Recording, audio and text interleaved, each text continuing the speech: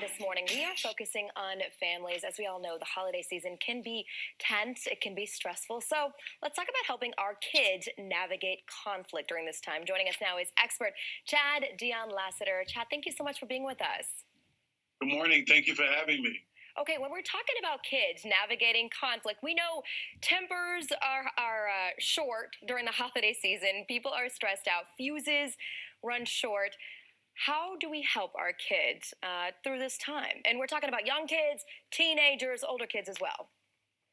Certainly, it's rooted in a both and, not an either or. I think it's adults helping their children, but also children being able to help their their family members as well, their parents. I think the first thing that we need to recognize is that during the holiday season is a festive occasion. And so people should relax, people should enjoy themselves, and they should also feel free to have conversations, but there needs to be themes of civility.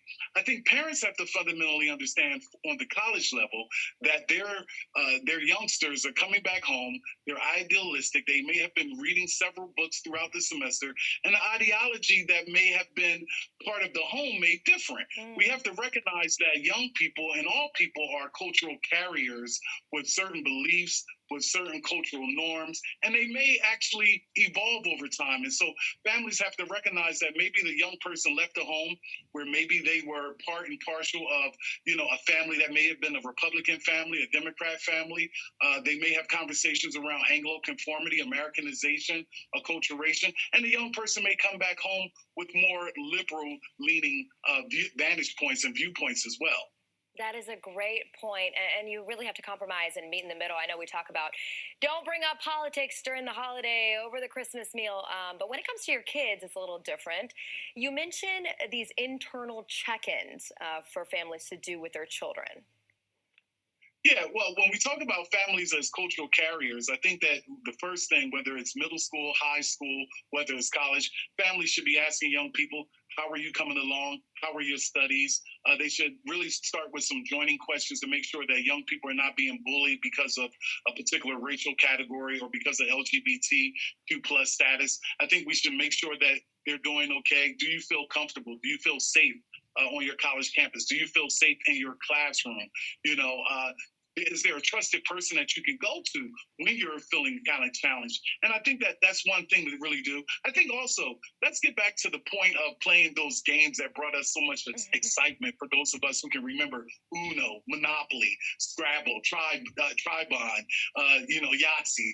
I think that it's an opportunity for us to just bond with our young people and young people bond with the older adults. And I think lastly, one of the things from a strengths-based perspective is for the adults to also listen to the young people with regards to whether it's middle school, high school, or college, that they may have evolved in their thinking. They may have some friends that may be on a different side of the color line and the gender line. And once again, we harken back to the fact that families are cultural carriers, and sometimes young people have different moral compass and moral imperatives that they themselves have established. It is definitely a time to give each other grace and some extra grace for the young people as we go through the holiday season. Chad, thank you so much. Really great advice. Bring back the Scrabble, Monopoly, and Uno. Okay, put away the screens and take it back old school. I love that advice. Certainly. Happy holidays to you and your colleagues. Happy holidays. Thank you, Chad. All right, Marissa.